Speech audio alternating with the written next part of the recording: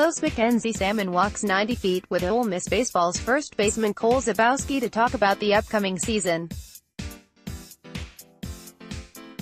Mackenzie Salmon, Clarion LedgerOXFORD. Behind an aggressive evening on the base paths, Ole Miss baseball started off its 2019 season with a win.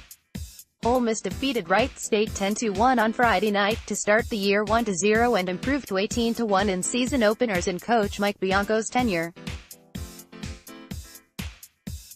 Starting pitcher Will Ethridge earned the win after throwing 5.2 shutout innings to begin his season.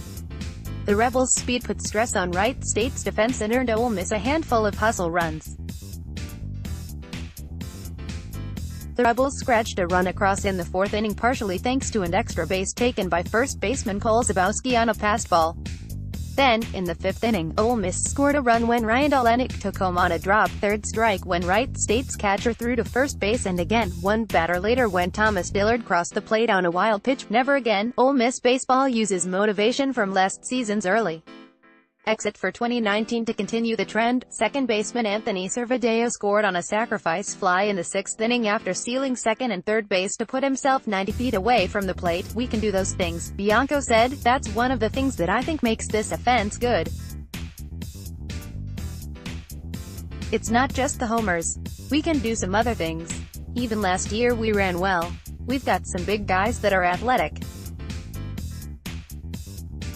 They're not just big clogs in the lineup." In total, Ole Miss stole 3 bases on 3 attempts Friday night and took 5 extra bases on wild pitches and passed balls. 6 of Ole Miss' 10 runs came from players who stole a base or advanced on a wild pitch, passed ball or buck. Power Search junior catcher Cooper Johnson took advantage of his opening night start with the most productive offensive game of his Ole Miss career. Johnson batted 3 for 4 with a home run, a double, 2 RBI and 2 runs scored to log his first 3-hit game as a Rebel. In 68 college games played prior to Friday, Johnson was a .222 hitter with a .290 slugging percentage. A little winking face with tongue around the bases for Johnson. Catchers who rate greater than https://t.co/8bxgpa67hqpic.twitter.com/QOReouchsome. Ole Miss baseball @Ole Miss BSB, February 15, 2019. Prior to Johnson's home run, third baseman Tyler Kinnan supplied the Rebels' first big fly of the season with a first-inning solo shot. Kinnan's home run traveled an estimated 387 feet and came off the bat at 108 miles per hour. The ball that Cooper hit, the ball that Tyler hit, there aren't many balls that get out of center field here, period, Bianco said, but certainly with the wind blowing and in the light, misty rain, you need a cannon to get out. Both balls off the bat I don't think get out. But it shows you we can be physical. Pitchers spotlight Wright State inflated Ethridge's pitch count early, drawing 29 pitches from the right-hander in the first inning without recording a hit or a walk. Ethridge steadied himself in the later innings, though, throwing 5.2 shutout innings with 5 strikeouts and 4 hits allowed on 82 pitches. The junior left the game after allowing a single and a walk in the sixth inning after the athletic trainer inspected his hand for a blister on one of his throwing fingers.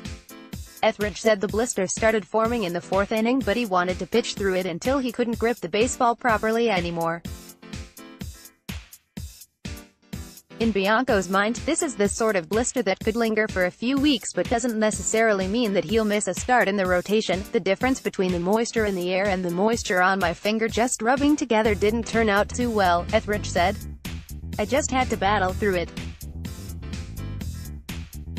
I wasn't going to come out until it forced me. Junior right-hander Austin Miller relieved Ethridge and threw the longest outing of his Ole Miss career, allowing 1 run in 3.1 innings with 2 strikeouts. Miller's previous career high for innings pitched was 2.1 innings, a mark he had reached twice. I had a really good feel for everything today, Miller said. Breaking ball was really sharp today, changeup. Coach trusted it, so I was throwing it. It was kind of nice to see them kind of let me go out there, get in a rhythm, get a feel for everything and just kind of go out there and do me. The Rebels returned to action on Saturday for Game 2 of the Wright State series.